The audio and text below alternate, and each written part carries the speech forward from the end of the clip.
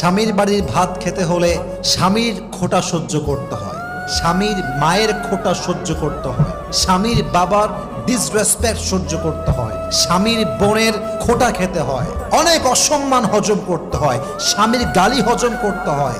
তাই মেয়েরা বলে স্বামীর বাড়ির ভাতের বড় দাম। আমি কথা বলবো, কথা সত্য, তবে একটা কথা অ্যাড করতে হবে। যদি আপনার স্বামীর বাড়ির ভাতের দাম এত বেশি মনে হয়, তবে মাথায় রাখবেন বিয়ের পরে স্বামীর বাড়ির ভাতের দাম যে পরিমাণ বেশি, আপনার নিজের বাপের ঘরের ভাতের দাম তার চেয়ে বেশি। বুঝবেন, জাস্ট তালাকটা নিয়ে বাসায় যাবেন, তাহলে বুঝবেন।